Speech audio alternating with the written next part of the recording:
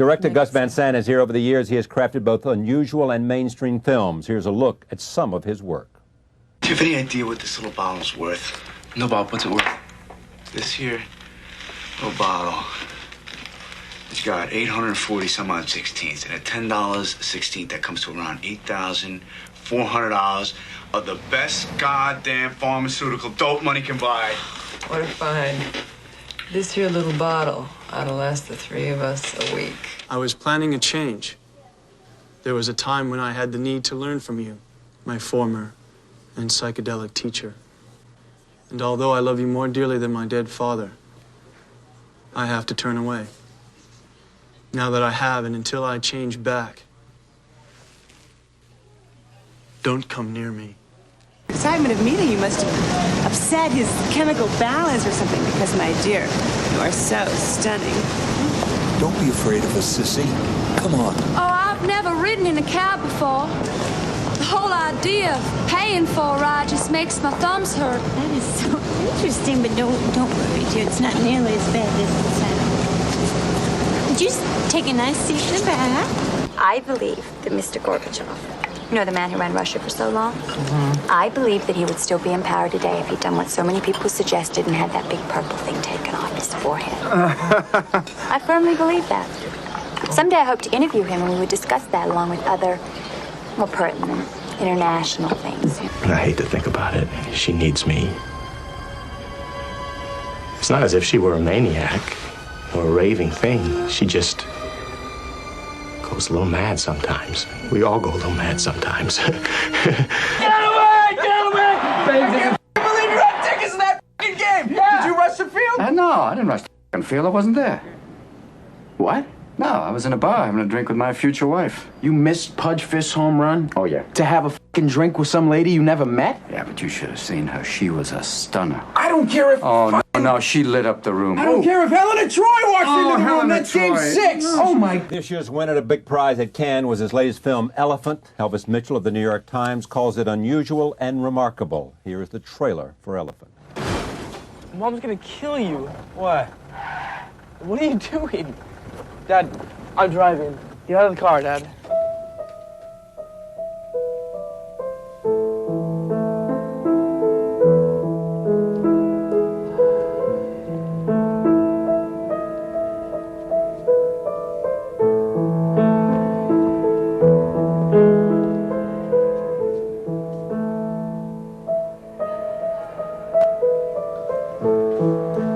Hey, Eli. Hey, what's up? How's it going? This is not going to do it. These long pants. Everybody else is wearing shorts. What's the matter? I don't want to talk about it. He's so cute. So cute. He has a girlfriend? Mm-hmm. Since when? You didn't know that? No, I didn't. Okay. Good question. What they do is they will sit up in this higher energy state. Where are you riding? Oh, this? Yeah. It's my plan. For what? Oh, you'll see. What are you doing? Just get down. Don't come back. Hey, sir, don't go in. Sir, don't go in there. Don't trust me. Just don't go in there, please.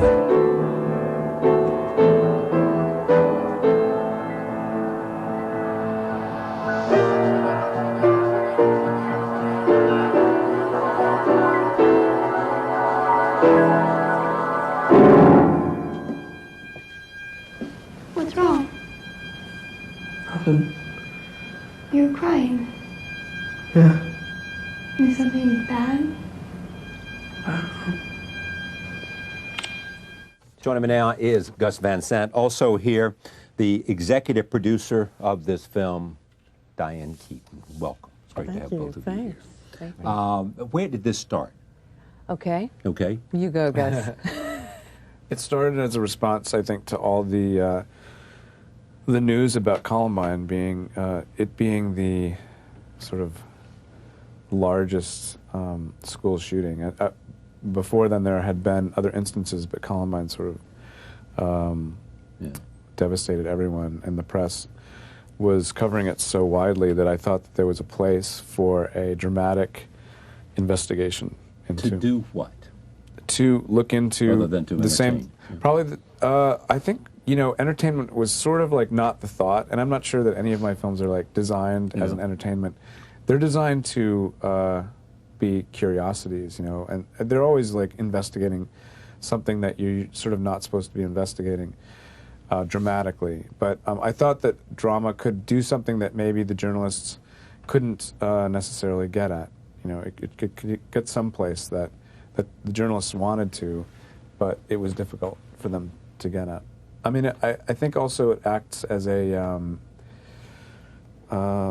song about such an event, an opera of sorts. It is also just it seems to me, it is a film about what's going on in high schools throughout America. It's trying to come to grips with what are the passions and the emotions and the conflicts and the troubles of so many people who don't go to the length of Columbine or to murder. I personally love the film for a lot of reasons, but one of the reasons that I really love it is because it isn't hammering me on the head with a message. Right.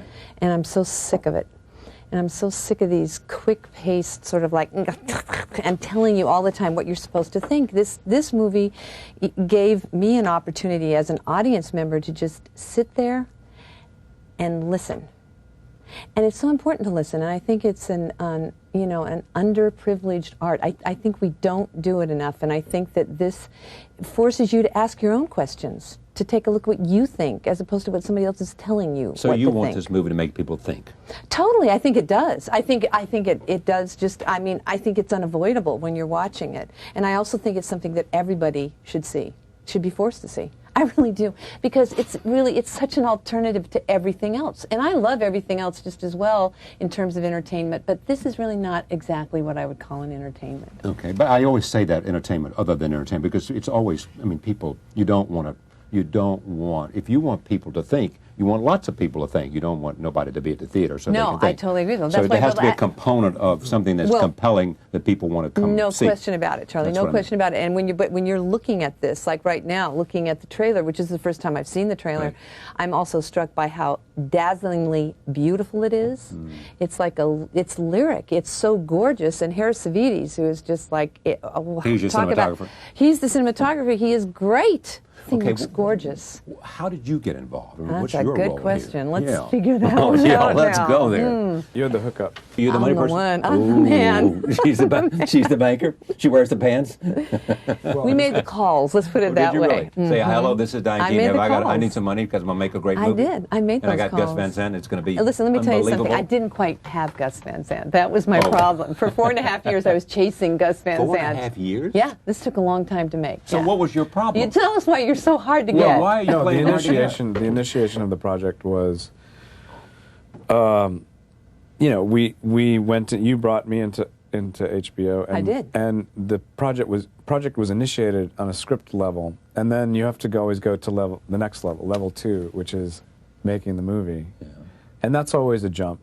I think in our case it was a jump because I was going through a change cinematically. I was trying to think of ways to handle my filmmaking so that it did something different than some of the earlier films had done, stylistically.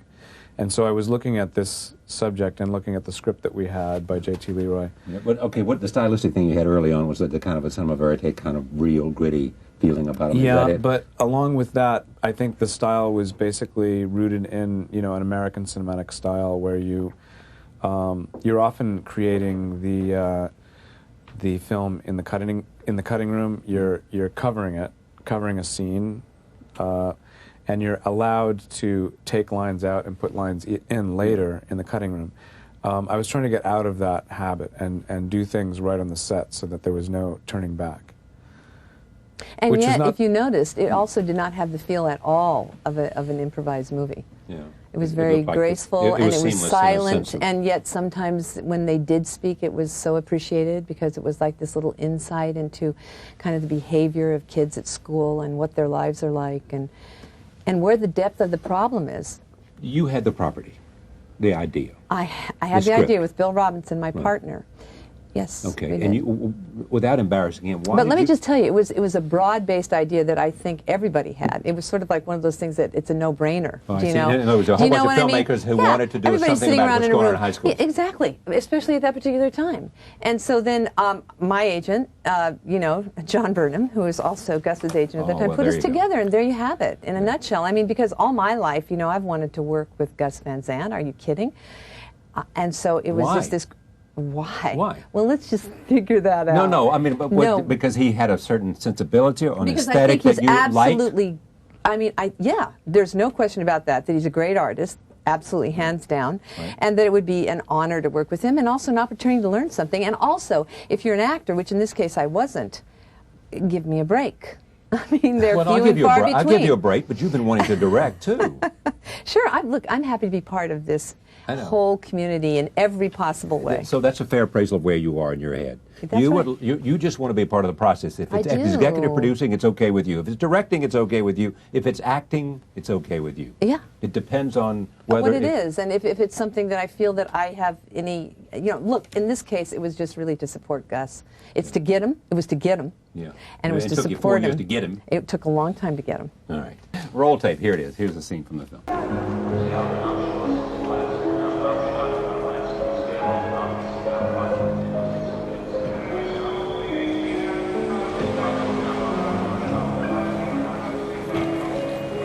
Hey. How are you? Good. How are you? I'm doing pretty good. How do you think? That good, huh? You had a casting call, and you had like 3,000 high school kids show up? 1,500. 1,500. High school kids Give or showed take, up in 1,500. Portland, Oregon. And yeah, we basically did our best to just take their pictures because we had like 2 cameras and there were a lot of kids, and we took their pictures and talked to some of them, and then we called the ones that we liked back. Looking for what? A look? We were looking for a high school cast because at the time we decided we were going to throw the script out the window, and her script, you which throw we out did. the window. Yeah, and we threw it out, and the first step I thought was like, wonder if we have actors in Portland that can actually do it, and looked in real high school, real high schools with real high school kids, and most of them came to this big casting call, and they were great. They were amazing, had amazing abilities, and we gave them improv tests and just to see if they could hold up in front of a camera. It was 1 out of 10 were really like fantastic. Yeah. It's Now the style is almost, it's like the camera, it's almost a kind of reality thing where the camera's just following him as he's walking in, and what's that about? Was there some deliberate style here that you thought was appropriate for this? I mean, that was part of the style that I was talking about earlier, where I was trying to get away from some of the conventions that we have in cinema, like the following camera, I think, is a way to connect where he is coming from and where he's going to. I mean, generally we cut from the football field, which is where Nathan's coming from, and we cut to the office, which is where he's going to, and we don't ever see how he got there. Right. Even though in our lives, none of us really goes anywhere without actually journeying there. That's right. So you wanted to show the journey. We wanted to show the journey as a way to include, his real life in what we were watching. Since all of us, things happen to us when we go from the Charlie Rose show to our next engagement, our dinner. Right. And things happen along the way, and so we wanted to have things happen along his way as well. And is that scripted or improvisational or both? It was, the original run-throughs were improv, and then we, sort of like decided what we liked, and then we shot those things, and we kind of cemented it a little bit. Now, there are executive producers and there are executive producers. Mm-hmm. Now, what are you doing all this time? You mean when Gus was making the movie? Yes, ma'am. I was shooting a television movie Oh, I in see. Winnipeg. So you executive produced this, got Here's it going. what I did. I got it going, and then I said, Gus, I think that's the smart thing to do. Yeah. I wish I had been around, though. I actually do wish that I had been, because I think that it would have been fascinating to watch how they made this movie. Because it is really, you know, it's a very definite diversion from the usual, and also it's very different from any other improv movie that I've ever seen, because mainly you get a bunch of actors in a room, and let me tell you, you know, you can't shut them up. I mean, the difference between this and a Cassavetes movie, you know, is astonishing. I mean, those are great. Don't get me wrong. But this is very, very much more structured, and like Gus said, it's more like music. Would you like to be a studio executive like Sherry Lansing or Stacey Snider? I would love it. Would you really? Of course I would. Would you really? You're serious, aren't you? I'm totally serious. You would like that? I would love it. Because you would like to, you love movies so much, and the idea of having some power where you could... I would like to be able to say yes and no to movies, and pick which director I trust and have faith in, and have something to do with what the message is. And I mean, of course I would fail. Because I'm sure that I would not be picking the movies that would make the money, and because, you know, you have to make money. And it's I'm harder sure than that it looks, too. It's right? hard, and those, yeah, it really is. It's very difficult, because I know them slightly, you know, most of the gals, and I respect them enormously, and it's very stressful. That part of it I wouldn't like, but I would love the idea of, you know, being able to choose. Or for a week, like a guest. Like a guest, like a guest editor at Vogue, exactly. That's it. That's what I would love to do. You could be a guest executive. Yeah, I would love that. Call up Sherry and say, Sure. I'm coming. Don't come and work for the next month. I'm coming in for you. That's Just right. stay at home and play with Billy. That's right, exactly. In And some play with ways, Billy, yeah, exactly. Executive producers are guest executives because they, you know, the head of the studio is giving you the trust and letting you have your project. And the whole thing was about faith in Gus. I mean, Colin Callender, who's the president HBO. at HBO, yeah, of the motion picture department He's a there. great person. It's obvious, right? Yeah, I mean, he really knew what he was doing in this case. He also, I mean... Risky.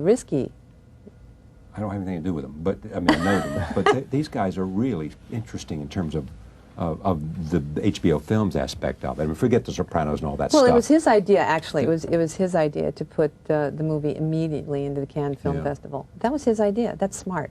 He had another movie that just came through here, too, which I've forgotten about. Oh, really? That came under the same... You know what it was? I can't remember. There were a lot of them last year. Oh, yeah. That they released his films first and sent to Cannes? American Splendor, probably. That's exactly what it was. American Splendor. Very good. A wonderful movie. Didn't you love that movie? They were also I at haven't seen Cannes. it Oh. Yeah, that was a great movie. I thought it was wonderful.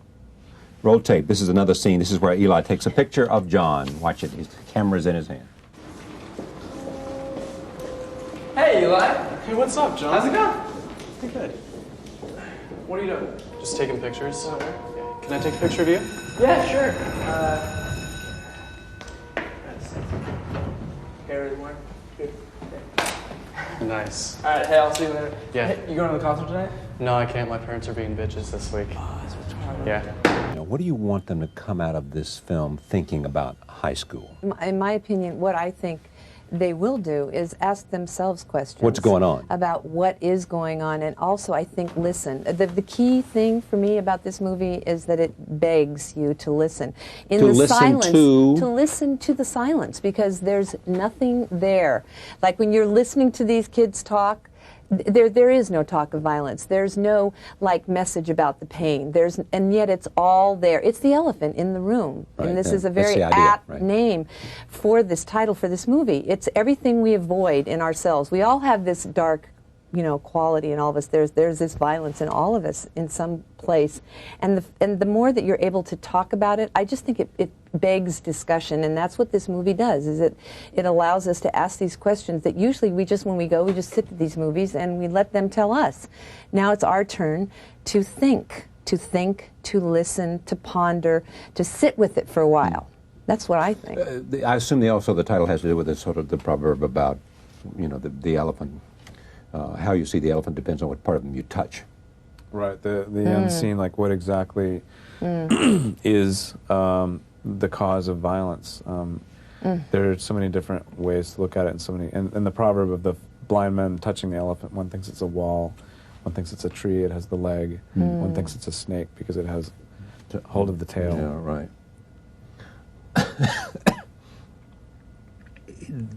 In putting it together, you ended up with a totally new script, which was different how than the one you've been given. Well, more improvisational and sort of the... Yeah, the original script had a lot of dialogue. There was, first we assembled a cast of characters, which, you know, was my fantasy of what a high school cast would look like. Meaning there was one guy who was going to be the jock, one guy who was the photographer, one guy who was the blonde-haired kid, one guy who was the girl who didn't want to wear short pants in gym class, which was actually a J.T. Leroy. That was based on me. You didn't want to wear short pants in Look gym? at me. Yeah, you're all covered up. And right. we had one character sort of like for each like identifiable high school characters, and then I went and over a couple weeks wrote an outline of how these characters sort of play into like a high school, what they're doing before this onslaught, before two of the other characters come with guns to wreak havoc in their high school. So it was basically just an outline. It did relate in the sense to the earlier script in the sense that it had sort of a myriad of different characters. So I come to you and I say, okay, you've made this movie, and you've explored these ideas. What do you know now you didn't know when you started this exploration of these questions?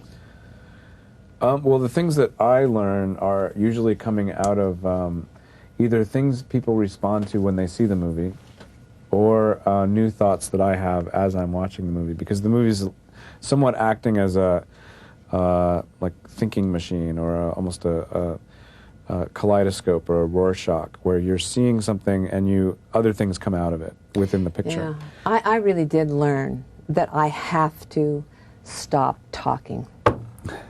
And I have to listen. I have to really make a bigger effort in the listening department. Yeah, really, in everyday life, because I can't help but open my mouth, obviously, as you can tell. Well, congratulations. Thank you. I'm glad you found him and got him after 4 years to make this movie. I am. I'm proud. That I found you. Yeah. Thank you, Gus. But thank both of you for. Thank you. It was really lovely. Thank you. Thank you for joining us. See you next time. Don't be afraid of us, sissy. Come on. Oh, I've never ridden in a cab before. The whole idea of paying for a ride just makes my thumbs hurt. That is so interesting, but don't worry, dear. It's not nearly as bad as it sounds. Would you just take a nice seat in the back? I believe that Mr. Gorbachev, you know, the man who ran Russia for so long, I believe that he would still be in power today if he'd done what so many people suggested and had that big purple thing taken off his forehead. I firmly believe that. Someday I hope to interview him and we would discuss that along with other more pertinent international things. And I hate to think about it. She needs me. It's not as if she were a maniac or a raving thing. She just goes a little mad sometimes. We all go a little mad sometimes. Get away! Get away! I can't believe you had tickets in that f***ing game! Yeah. Did you rush the field? No, I didn't rush the f***ing field. I wasn't there. What? No, I was in a bar having a drink with my future wife. You missed Pudge Fist's home run? Oh, yeah. To have a f***ing drink with some lady you never met? Yeah, but you should have seen her. She was a stunner. I don't care if... Oh, no, she lit up the room. I don't care if Helen of Troy walks into the room. That's game 6. Oh, my... This year's winner of a big prize at Cannes was his latest film, Elephant. Elvis Mitchell of the New York Times calls it unusual and remarkable. Here is the trailer. Director Gus Van Sant is here. Over the years, he has crafted both unusual and mainstream films. Here's a look at some of his work. Do you have any idea what this little bottle's worth? No, Bob, what's it worth? This here little bottle, it's got 840 some odd 16ths, and at $10 a 16th, that comes to around $8,400 of the best goddamn pharmaceutical dope money can buy. What a find. This here little bottle ought to last the 3 of us a week. I was planning a change. There was a time when I had the need to learn from you, my former and psychedelic teacher. And although I love you more dearly than my dead father, I have to turn away. Now that I have, and until I change back, don't come near me.